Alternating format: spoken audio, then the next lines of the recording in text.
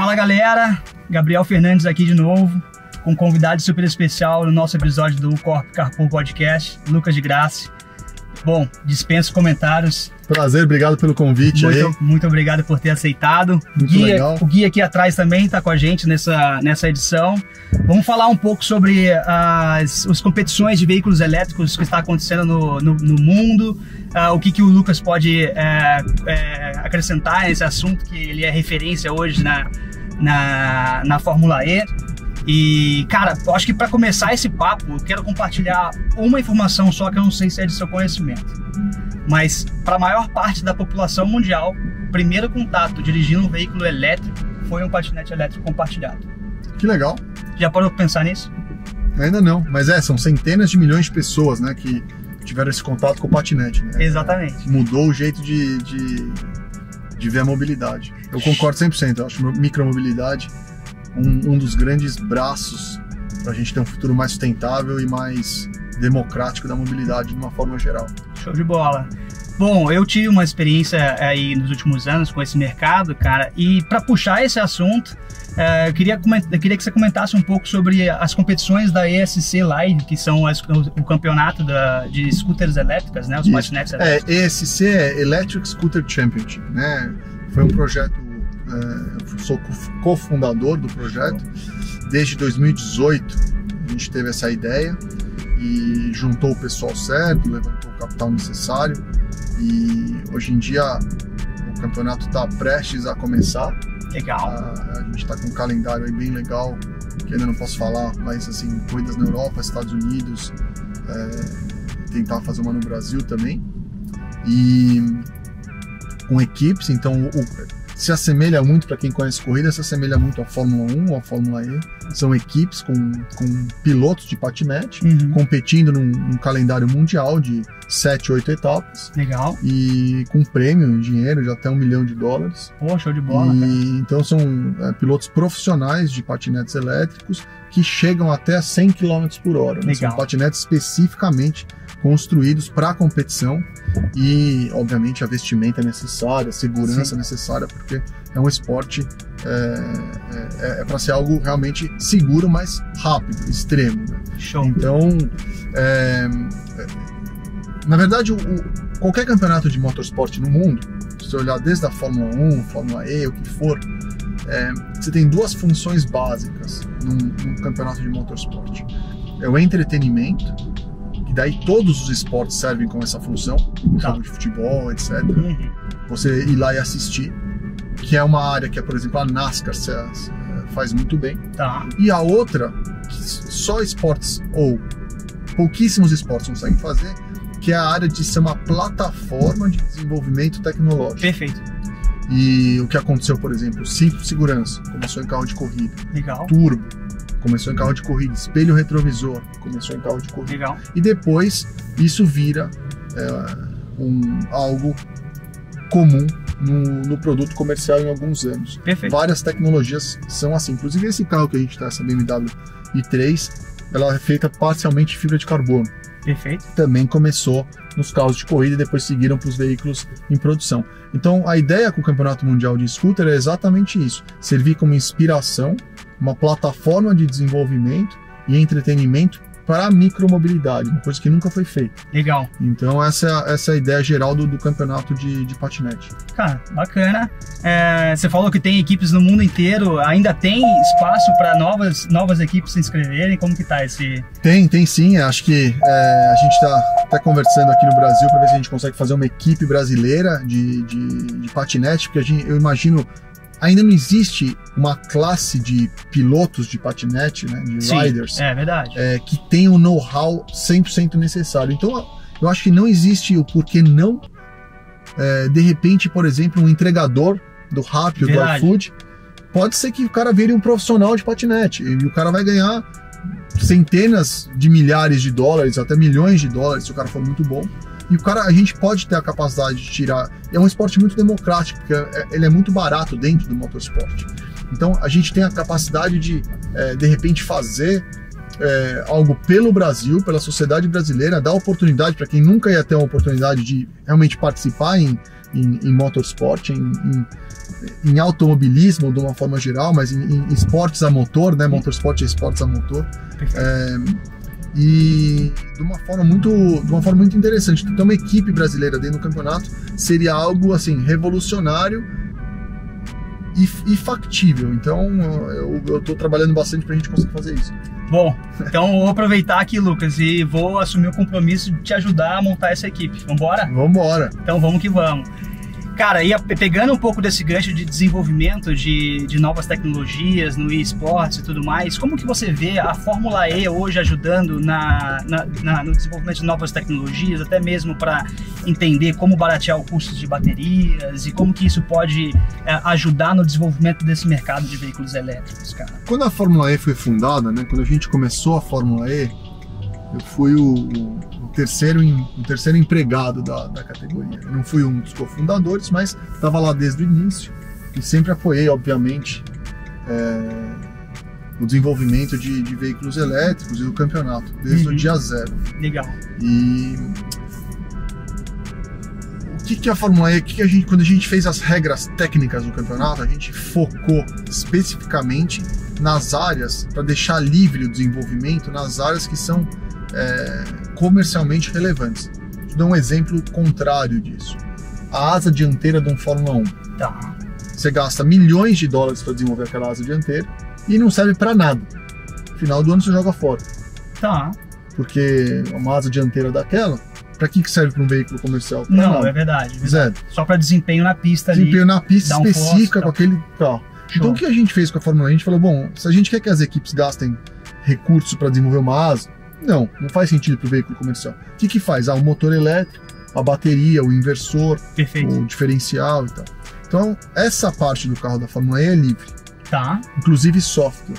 Legal. A parte de software é livre. E uma das coisas que realmente tem uma transferência muito rápida e é muito importante no veículo elétrico é o software. Uhum. Então, nesse carro, por exemplo, você consegue guiar o carro nesse one pedal drive, né? Com um pedal, o acelerador ele freia e acelera o carro. Isso é muito bacana, né? E só quem teve a experiência de dirigir um carro elétrico sabe como funciona isso. Porque né? o carro elétrico, né? Quando você tira o pé do acelerador ou quando você encosta no freio, ele usa o freio motor, conhecido como freio motor no carro a combustão, né? Para recarregar a bateria. Show. Então, se esse freio motor for muito eficiente, se ser usado na hora certa, você aumenta a autonomia do carro. Perfeito. E a gente descobriu várias formas novas de usar melhor esse freio motor na Fórmula E, e isso foi diretamente transferido para os veículos de rua e aumentaram, assim, sem precisar o veículo, só com um update de software, 3, 4, 5% a autonomia do veículo. Legal. Imagina isso multiplicado por milhões e milhões de veículos. Não, demais. São centenas de milhões de quilômetros ganhos. Eficiência energética, né? De eficiência energética, sem precisar carregar mais essas centenas de milhões de quilômetros, com o que foi desenvolvido na Fórmula E. Não, show então, de se bola. você olhar por esse lado, a Fórmula E, ela já nasce carbono negativa. Perfeito. Pelo quanto ela economizou só com esse update de software. Legal. Ela já economizou mais carbono do que ela emitiu durante todos esses 7 anos. Demais. Então, assim, demais. É muito interessante o conceito da Fórmula E e, obviamente, agora a gente tem que continuar essa evolução e continuar esse desenvolvimento, porque, né, a tendência cada vez mais são veículos elétricos. Não, demais. Deixa eu aproveitar essa fala que você compartilhou agora sobre o desenvolvimento de novas tecnologias e para fazer uma pergunta para você. Numa escala de 1 a 10, né? Sendo o primeiro veículo elétrico ali que foi desenvolvido para uso normal ali, os Teslas começaram a sair, né? O Model S, que já era um carro em produção, para o que a gente tem de desenvolvimento de tecnologia hoje. Numa escala de 1 a 10, o quanto que você acha que o veículo elétrico já se desenvolveu no período, no tempo de vida que ele vai perpetuar aí para o longo do desenvolvimento? Você pode... É difícil essa pergunta porque você tem que segmentar o veículo em várias áreas. Por exemplo, motor elétrico. Deixa eu refazer então, desculpa. Pensando que o carro a combustão comum, a gente teve ali o downsize do motor, sim, né? Teve a evolução do turbo e chegou num nível que a gente chegou numa acho que ficou meio saturado o quanto que a gente podia extrair de desempenho de um carro a combustão. Pensando que a gente chegou no nível 10 do carro a combustão, o quanto você acredita que o carro elétrico ainda pode se desenvolver em questão de eficiência energética e até desempenho? Acho que ficou melhor essa pergunta? Ficou melhor, tá. Mas mesmo assim eu tenho que dividir ela, porque quando você olha no motor a combustão, né, a eficiência energética do motor a combustão, simplesmente pelas leis da termodinâmica, na verdade é uma função da temperatura interna da explosão, e a temperatura externa você consegue ganhar eficiência e calcular a total eficiência teórica máxima, né? Um cientista chamado Carnot desenvolveu isso no final, no meados do século XVIII, que foi usado nas caldeiras de carvão para calcular a eficiência termodinâmica desse processo. Tá. Então, quando você olha o motor a combustão hoje em dia, ele é mais ou menos, um motor médio nos carros que estão aqui no nosso redor, mais ou menos de 20% a 25% eficientes. Perfeito. Quando você adiciona materiais complexos, híbridos, você coloca bateria e motor elétrico para recuperar parte dessa energia, ele chega até o que são os motores de Fórmula 1 hoje em dia, que são uma maravilha tecnológica, chega até 50%. Só que 50% num motor que custa 2, 3 milhões de euros cada motor. Sim. Não dá para você colocar isso nos carros de rua. Sim. É inviável. Então a tecnologia existe, mas é muito caro. O motor elétrico, o motor em si, da Fórmula E, chega a 97%. Não, demais. E um motor elétrico médio, de um patinete elétrico, de uma bike elétrica, é na faixa de 85%, 82% de eficiência. Então já é praticamente 3 vezes mais a eficiência do que o motor a combustão. Só que, então, por que a gente só não vê motor elétrico? Porque o grande problema do mundo atual e da nossa transição em geral para o mundo mais sustentável é a bateria. Perfeito. Então o gargalo do veículo elétrico, o gargalo de qualquer, na verdade de qualquer sistema, é armazenamento de energia. Então a bateria não é nada mais do que um nome para você armazenar energia para você poder usar na hora certa. O motor elétrico, então, ele já tem 97% de eficiência. Tá. Por mais que a gente invista $1 trilhão, ele não vai chegar a 100. Sim. Né? Você sempre tem uma perda. Então, ele pode chegar a 98, 99, o motor vai ficar mais leve, com dissipação térmica menor, menos barulho e tal, vai chegar a 99 e vai. Mas o ganho é marginal. Sim. Onde existe um ganho ainda de um ganho exponencial? Na bateria. Perfeito.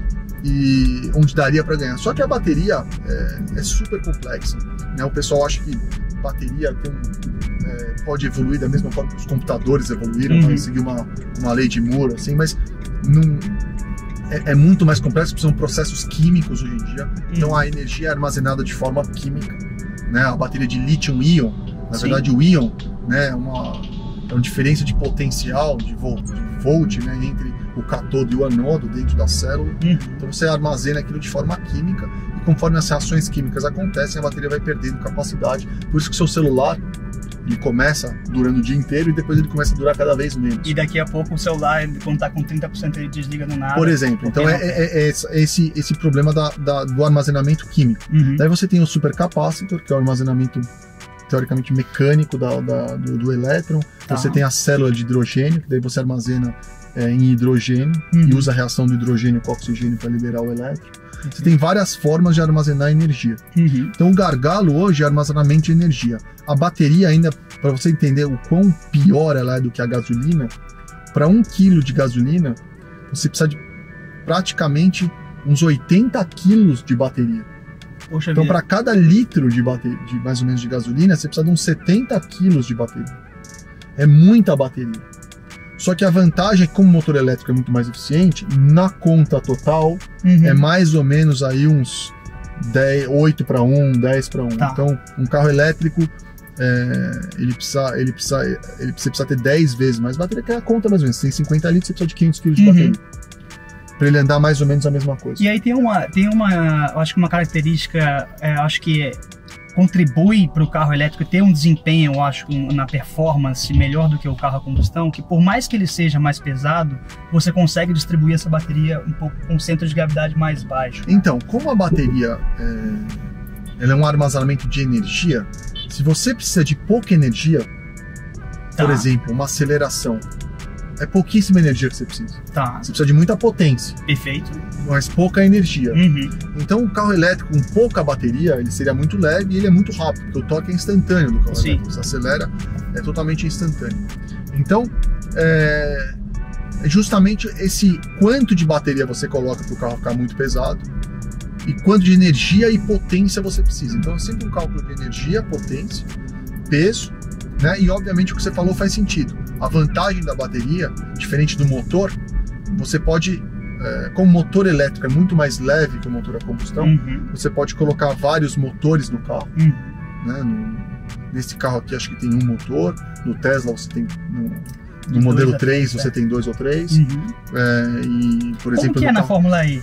Na Fórmula E é um motor, só com diferencial. A gente agora para a geração 3, que é a temporada que vem, 2023, vão ser 2 motores, na frente e atrás. Vai ser um carro 4x4. Fica interessante, hein, cara? Daí o carro acelera de 0 a 100 mais rápido que o Fórmula 1. Você sabe qual que é esse tempo que ele faz 0 a 100 com 2 motores? 1.9. Nossa! Que é mais ou menos o que o Tesla S. O Tesla faz em 2.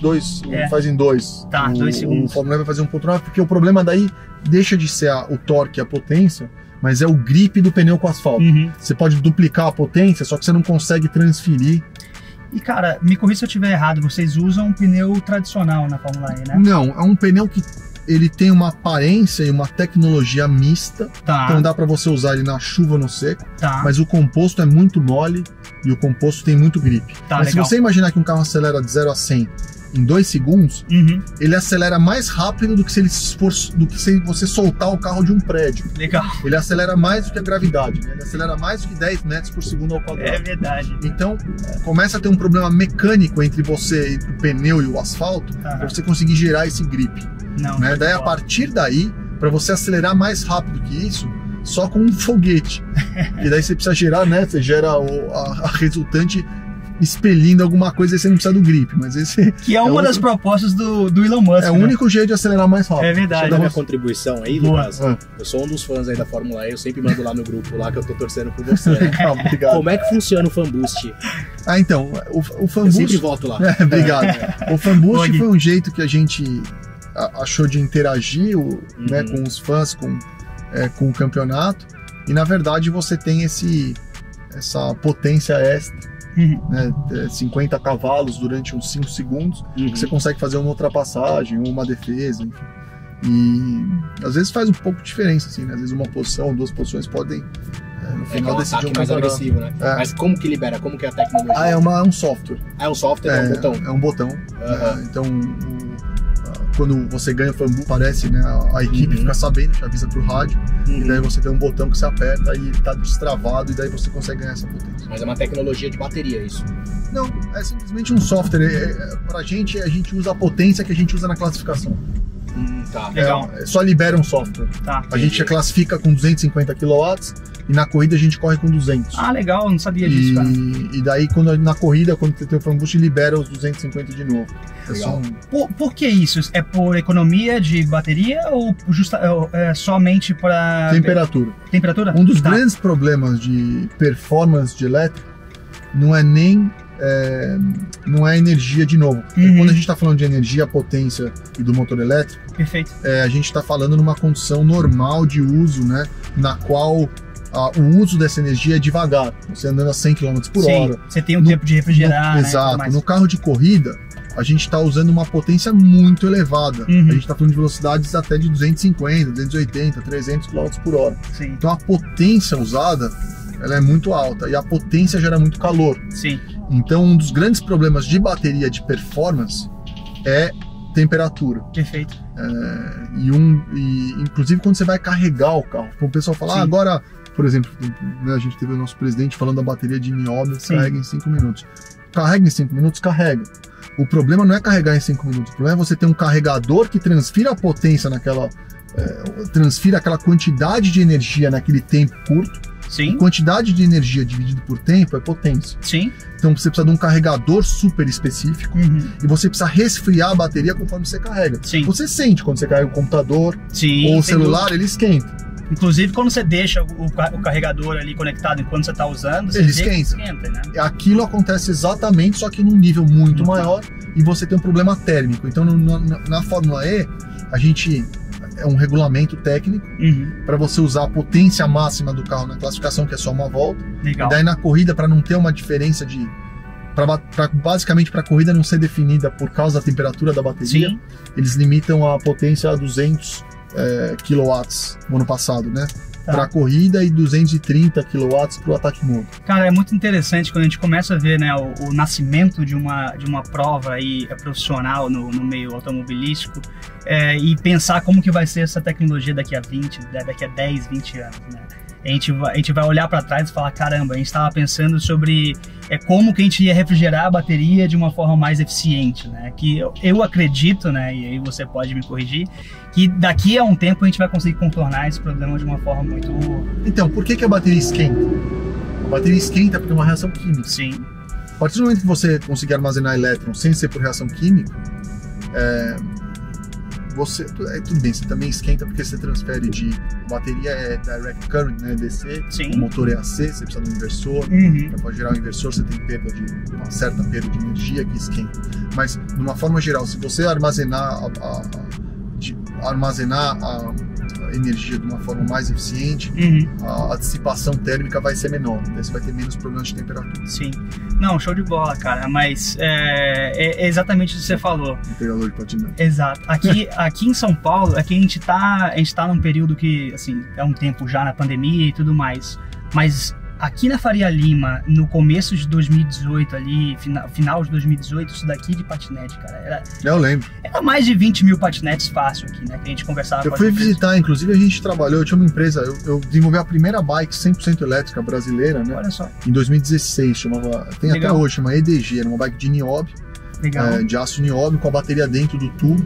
Legal. E a gente fez 210 bikes, e eu resolvi parar porque no Brasil tá muito problema a parte tributária, tinha que fazer na Zona Franca de Manaus, eu não queria ir para Manaus, enfim. Sim.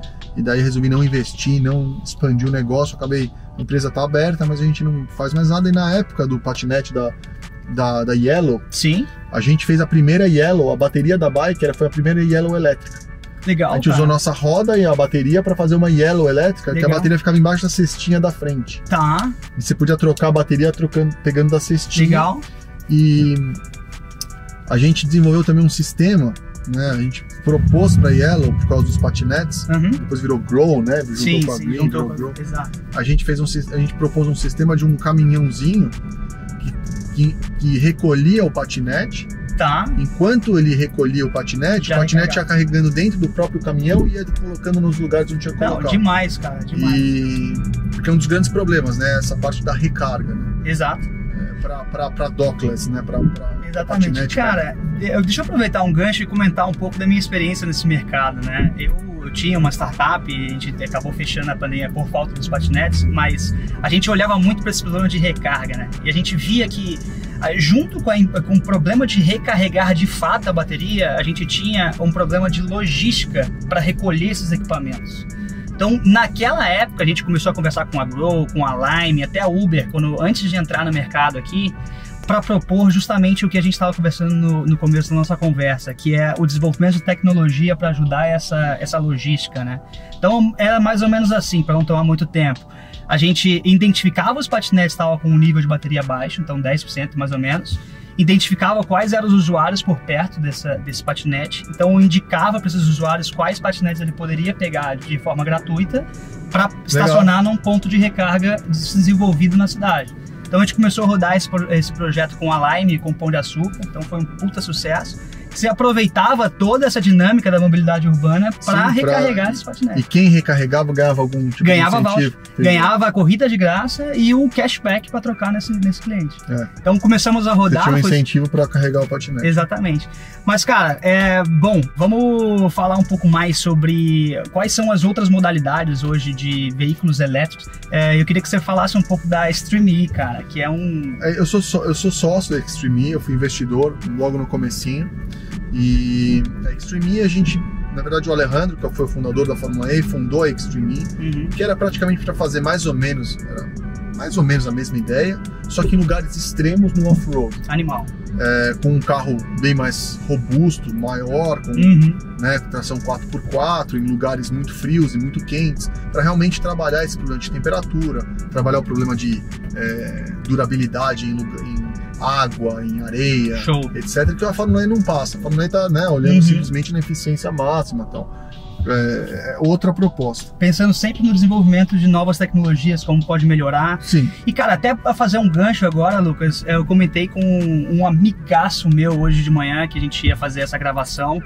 Eu acredito que você conheça ele, cara, que é o Beto Gardano e o Betinho Gardano. Tem uma carreira aí, cara, fenomenal no meio no automobilismo e até no motociclismo em relação a esportes.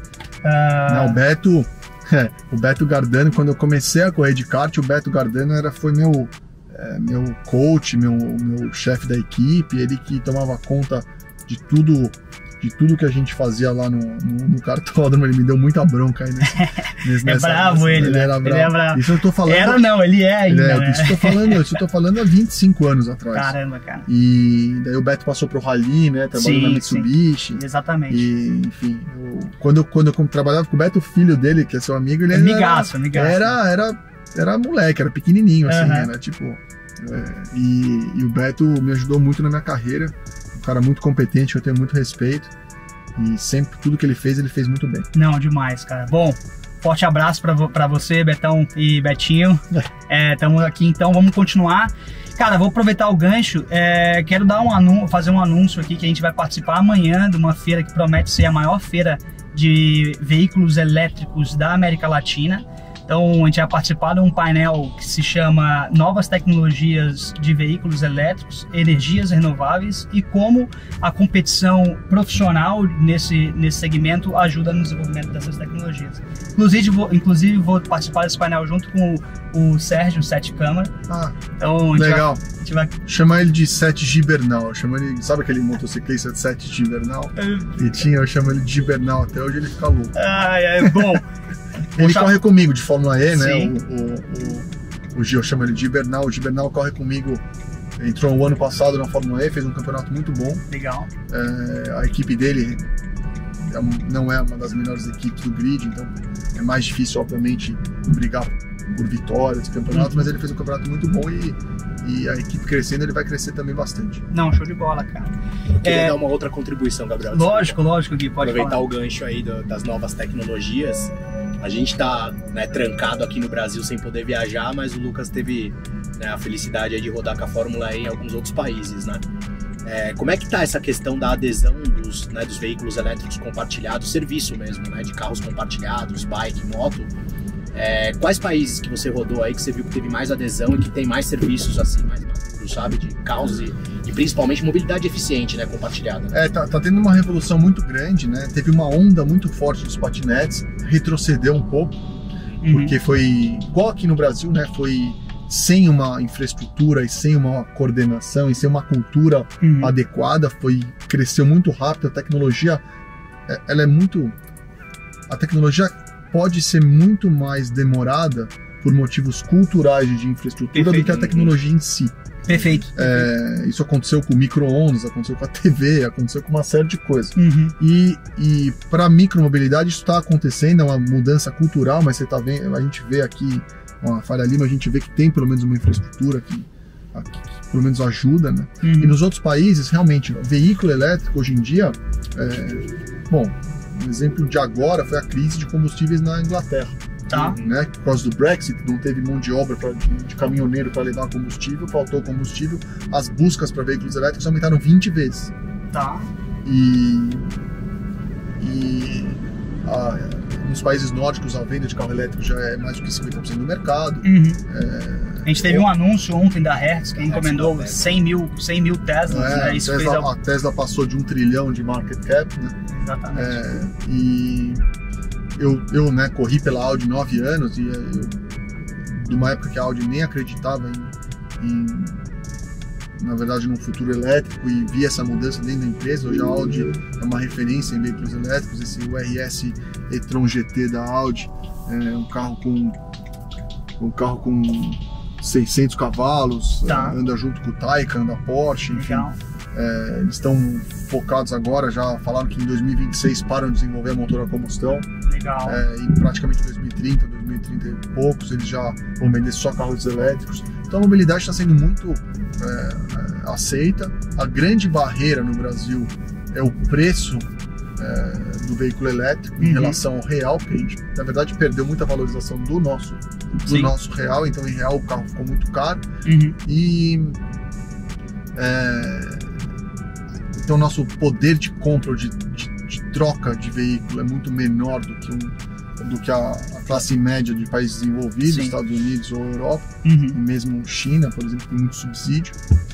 E o nosso custo de financiamento, né? A gente tem muito juro. Então o custo total de você ser dono de um carro elétrico, ele é menor no longo prazo do que um carro a combustão. Perfeito. Você não tem manutenção, você não precisa trocar pastilha de freio, você não precisa trocar óleo, você não precisa abastecer, etc. Que é o famoso TCO, né? O Total Cost of Ownership. Só que para isso ser realidade, você precisa andar com o carro entre 100 e 200 km por dia. Legal. Senão no Brasil não fecha a conta, porque daí o custo de capital de você comprar um carro elétrico é muito maior do que você economiza. Perfeito. Mas se você andar entre 100, eu fiz a conta, dependendo do carro, se você for um Uber e andar 150 km por dia na cidade, já faz sentido você ter um carro elétrico. Legal. Então, essa transição vai acontecer, a micromobilidade também, bike elétrica hoje na Europa, a bike elétrica explodiu de venda, não tem bike elétrica, você não consegue comprar. Vende mais bike elétrica do que bike normal. Legal, cara. Então isso também mudou muito, porque a bike elétrica deixa quem gosta de andar de bike, aumenta a sua vida útil. Então uma pessoa que tem 70 anos, talvez não tenha o físico que ela tinha quando ela tinha 30, ela vai conseguir andar, vai conseguir subir a montanha, vai conseguir andar com a esposa. Demais. O pai anda com a esposa, anda com o filho, todo mundo anda junto, não tem mais essa diferença. Senão a diferença entre um cara que anda muito de bike, por exemplo, quando eu vou pedalar com a minha esposa, a hora que a gente vai subir, eu tenho que ficar esperando ela, porque ela não tá treinada. Então, na verdade, não é uma coisa que pra ela fica estressada porque ela quer acompanhar, e eu fico estressado porque eu tento empurrar. Então, quando você vai de bike elétrica, ela coloca no 5, eu coloco no 3, eu faço o meu esforço, ela faz o dela. Demais. Você bota no fan boost pra ela. Bota no fan boost e pronto. Exatamente. Então, assim, a mobilidade elétrica tá mudando bastante. O Brasil, a gente tem que tomar um pouco de cuidado com o lobby, porque vai ter uma pressão das montadoras para mandar tecnologias ultrapassadas para a gente. Isso aconteceu com combustível, acontece hoje com os veículos atuais, com regulação, enfim. E isso é basicamente lobby. E o Brasil tem todo o potencial do will to well, né? Do cradle to well, né? De você tirar os materiais até o carro ser totalmente, a vida útil inteira do carro, e o carro ir pro lixo, né? A gente tem todo o potencial de fazer uma cadeia 100% renovável, porque a gente tem matéria-prima, né, que a gente exporta, mas enfim, a gente tem matéria-prima, e o mais importante, a gente tem energia renovável. 70 e 80% da nossa matriz já é renovável, por causa das hidrelétricas. Mas a gente tem potencial solar absurdo, né? Inclusive, hoje em dia, a energia mais barata de você se adicionar no grid é solar. Se você tem solar na sua casa e tem carro elétrico, diminui o custo ainda mais. Então a gente tem um potencial de energia renovável muito grande. E então o nosso carro elétrico não é um carro elétrico que é carregado por uma usina termoelétrica a carvão, que é o caso da Alemanha e da China. Nosso carro elétrico seria carregado realmente por fontes renováveis. Então o Brasil pode surfar essa onda de uma maneira incrível. Além disso, a gente tem uma capacidade de geração de crédito de carbono. E outra grande coisa, que eu sou embaixador da ONU para isso, né? Mas o custo total da saúde pública por causa da poluição do ar. A gente está respirando aqui um ar extremamente poluído nessa situação atual nossa, aqui na Faria Lima, 6h30 da tarde, todos os carros aqui na nossa volta a combustão. alguns carros antigos ou outros mal regulados, e moto, às vezes moto queimando óleo. Sim. E a gente respira isso, tem um impacto no longo prazo para a saúde absurdo, maior ainda do que o impacto pelo aquecimento global. Uhum. E é justamente esse é isso que eu gostaria de passar, né? Como comunicação. Boa. Que o veículo elétrico, o veículo de emissão zero, não é sobre o aquecimento global. Uhum. O veículo de emissão zero é sobre saúde humana no médio a longo prazo e qualidade de vida das pessoas nas cidades. Show de bola, cara. Bom, que aula, Lucas, que aula, cara. E isso reflete até no investimento em saúde pública, né? Total. Então, o subsídio, na verdade, deveria ser calculado de uma forma total, somada com essa potencial melhora da saúde pública. Uhum. Quando teve a pandemia ou quando teve a greve dos caminhoneiros, mudou São Paulo. Não, demais. Mudou o jeito que você respira, mudou a quantidade de internação no SUS por doença. Sim. Não é só doença respiratória, doença cardiovascular. Inclusive tiveram vários estudos, eu até publiquei alguns estudos que relacionavam a poluição do ar com a capacidade do seu pulmão de receber e proliferar alguns vírus. Tá. Inclusive outros coronavírus, não o Covid em si, mas outros coronavírus. Sim. Tem estudos científicos claros relacionando qualidade do ar, internação em hospital e, obviamente, internação em hospital, hora trabalhada, geração de valor. Então, se a gente tiver veículo elétrico em cidade, faz muito mais sentido do que em subúrbio. Sim. Né? Vai melhorar muito isso. Então, uma política de transporte público adequada, micromobilidade e veículo elétrico, especialmente veículo elétrico compartilhado, porque né, MaaS, Mobility as a Service. Show. Né, você não ter que, de novo, o Brasil ainda vê carro como algo relacionado com status. Exatamente, né? Cara. Exatamente. Mas quando você coloca a conta no papel, você tem um ativo em depreciação. Sim. Que fica parado 90% do tempo. Então, o segundo maior ativo segundo maior compra na vida de uma pessoa é o carro. O primeiro é o imóvel, o segundo é o carro. Só que é um ativo que você usa pouco, como se você comprasse uma casa e morasse na casa 10% do tempo. Né? Então o carro está depreciando, não é que o carro aprecia de valor como a casa ou como o terreno, deprecia. Em 10 anos o carro vale zero. Então você ainda...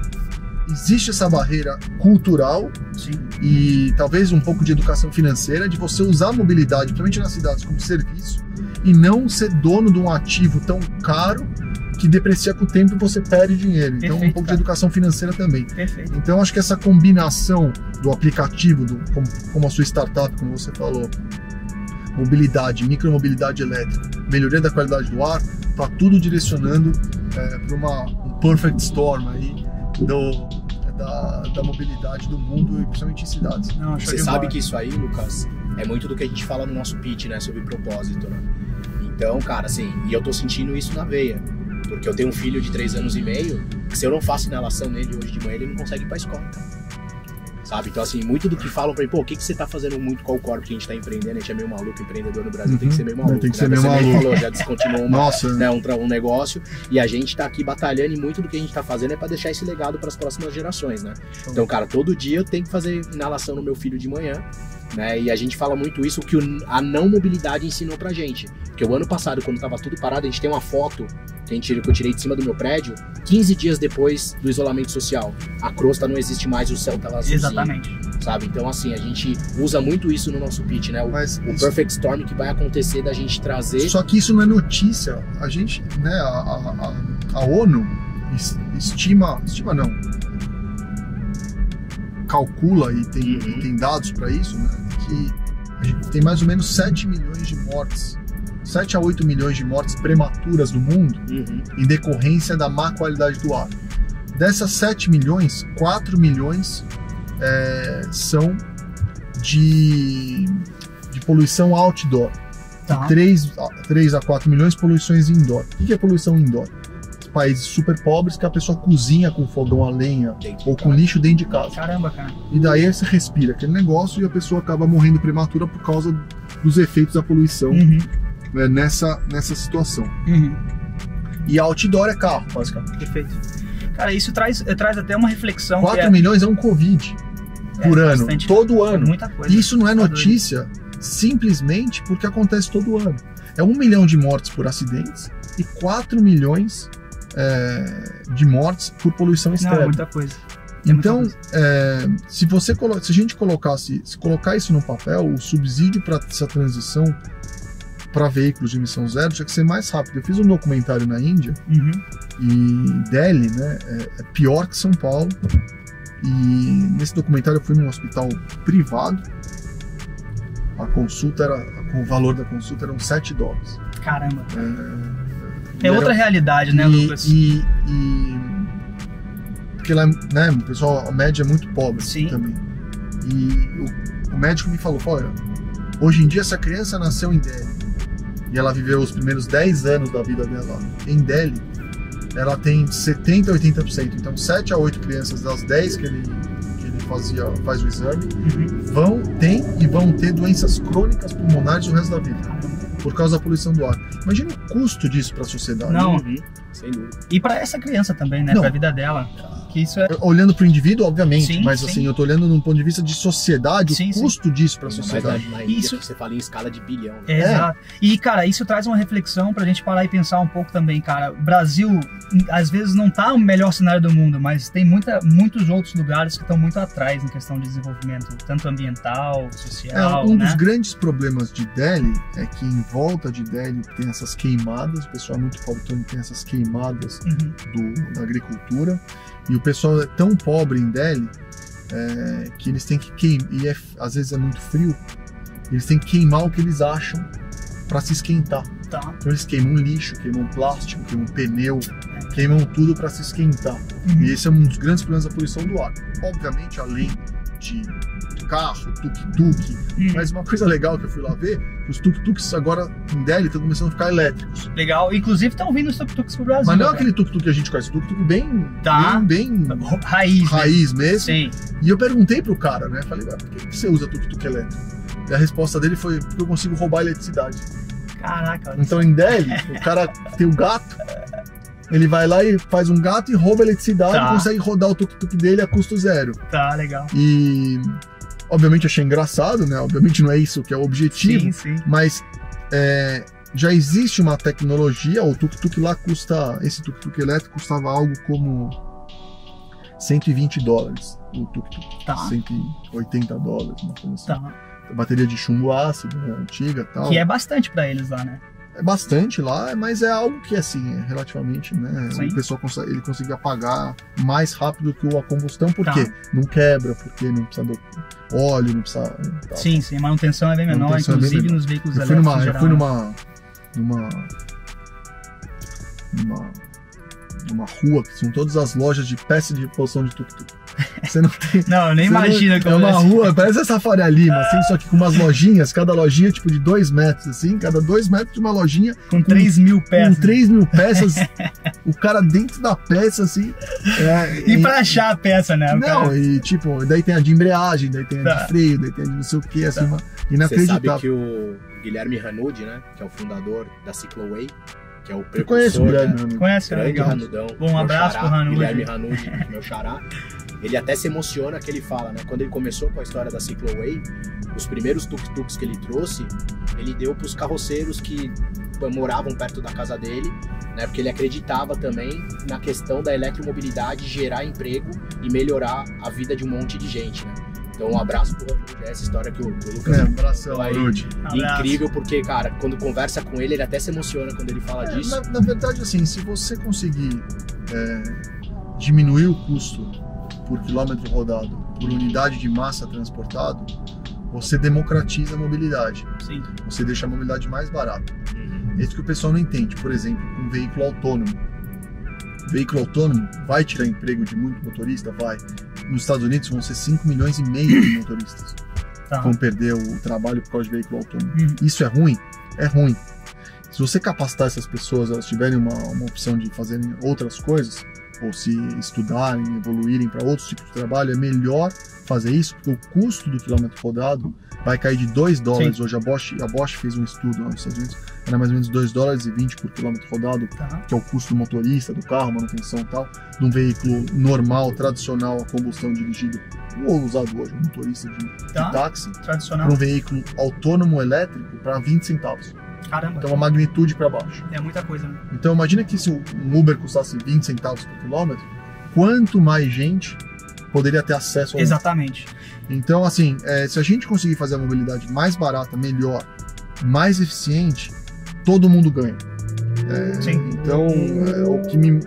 Além disso, né, obviamente tem o propósito, porque você vai melhorar a qualidade de vida de uma série de pessoas com uma moto elétrica. Eu vi agora que ela passou. Essa moto, por exemplo, é um absurdo, porque o pessoal fala que é bike, não precisa de placa.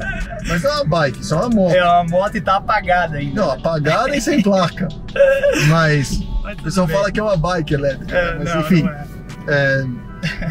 A gente transformar a mobilidade para algo mais eficiente. Sim. Muda muito. E aí, pegando um gancho nisso que você falou, essa última frase, cara, existe um conceito que eu acho que a maior parte das montadoras elas estão adotando hoje, que é o CASE, né? São os veículos conectados, né? O C de Connected, autônomos, shared and electric. Então, são os veículos conectados, os veículos autônomos, compartilhados e elétricos, que é o que as grandes montadoras hoje estão apostando para o futuro. Então tem um pouco aí a ver com esse papo que a gente comentou agora. Eu acho que está bem alinhado com esse movimento que a gente está vendo tomar uma proporção muito grande agora na pandemia, que é o ESG, né? Então a gente começou a olhar mais para a questão de saúde e entender que as grandes companhias e os grandes países hoje precisam ter uma responsabilidade nesses 3 temas muito importante para o desenvolvimento dos próximos anos, né? Em relação a gente ter esse desenvolvimento tanto das tecnologias, mas a gente também não acabar com o nosso planeta, que é um pouco do que essas iniciativas que você está à frente aí tem como proposta, certo? Sim. Show. A parte do ESG, obviamente, um dos grandes... A gente, na verdade, você gera valor quando você soluciona problema para a sociedade. Perfeito. Né? E você, digamos, acumula capital, quando você gera valor e soluciona problema. Um dos grandes problemas que a gente tem hoje é environment, social e governance. Então, esse é o ESG. E por que está tão em dia? Porque virou um problema. Antigamente não era um problema o environment. Hoje é um problema. Então, quem solucionar esse problema faz parte da geração de valor. Perfeito. Então, obviamente, o ESG é importante. Porém, existe muito greenwashing aí. Uhum. E o ESG sem um planejamento adequado e sem ser pragmático gera um problema de longo prazo importante. Então, por exemplo, daria para fazer, por exemplo, agricultura orgânica para o mundo inteiro? Não dá. Dá para a gente fazer agricultura, não dá para fazer a transição para a orgânica do jeito que é considerado orgânica hoje, porque não existe área suficiente para fazer isso. Perfeito. De energia. A Alemanha resolveu, por exemplo, investir 100% em renováveis, vento e solar, acabar com as nucleares por causa de Fukushima. Perfeito. O que aconteceu? Não teve o rendimento adequado, teve que fazer termoelétrica e hoje o carbon footprint da Alemanha é maior do que antes quando tinha a usina nuclear. Então, assim, o ESG obviamente é um problema, são problemas a serem solucionados importantes. É importante a gente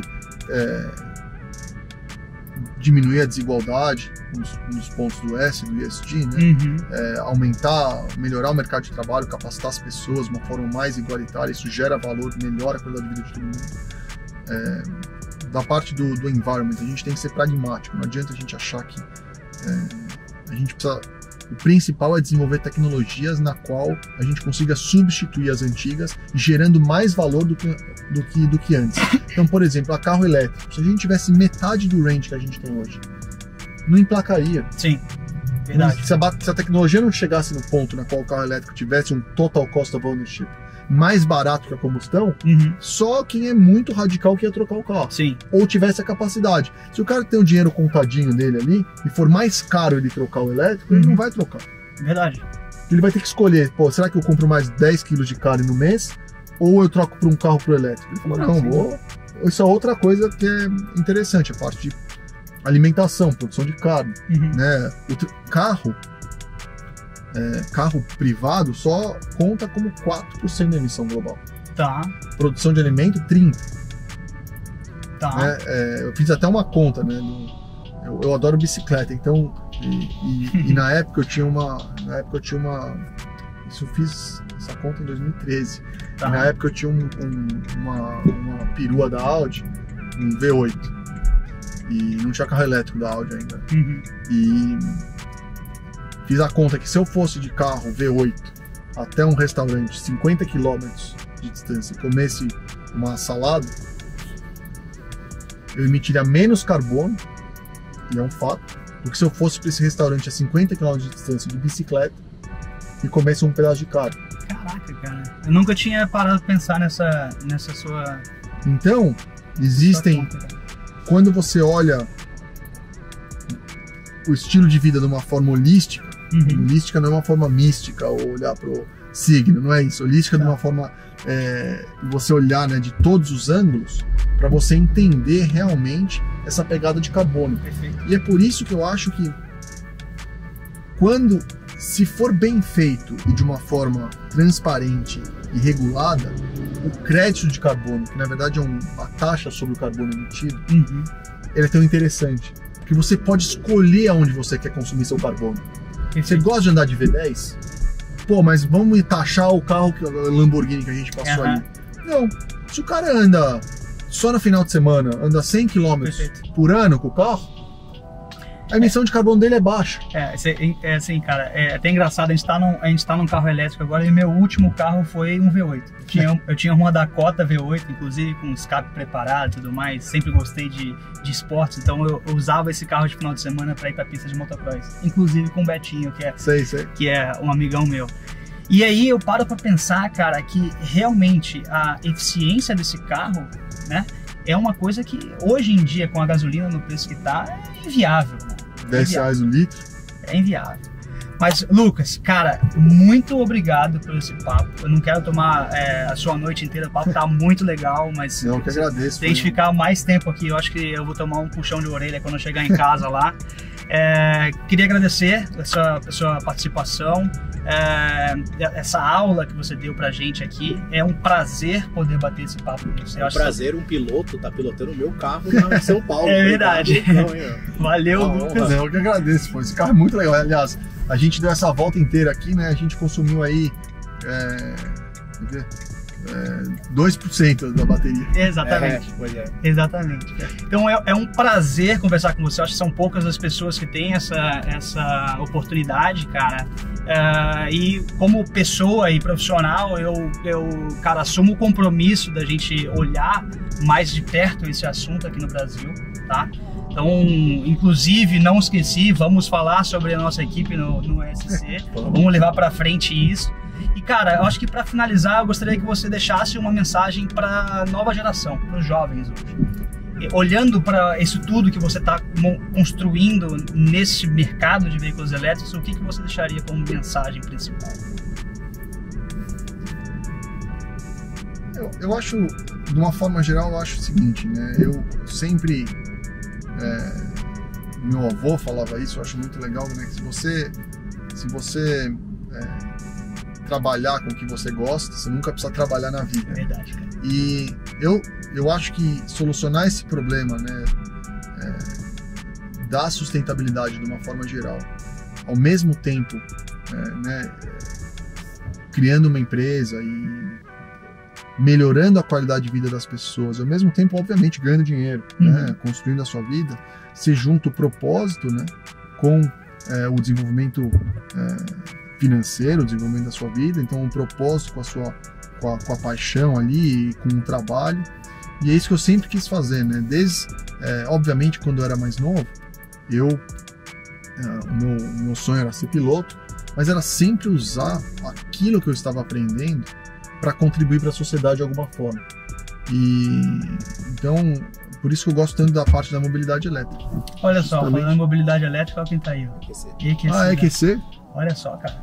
É bonito, hein? Bonito, EQC. Show de bola. Então é usar isso, é usar a nossa capacidade e o nosso conhecimento em cada área da sociedade para transformar em um mundo mais sustentável, mais eficiente, gerar mais valor e qualidade de vida para as pessoas. Eu acho que daí junta assim, o propósito com a missão, é algo que os jovens que estão aí começando a carreira, algo para se pensar. É isso aí, cara. Bom, Lucas, valeu. Muito obrigado. Obrigado. Cara, é com essa frase aí que a gente encerra então a gravação do Carpool Podcast com o Lucas aqui, nosso convidado. E valeu. Valeu. Valeu.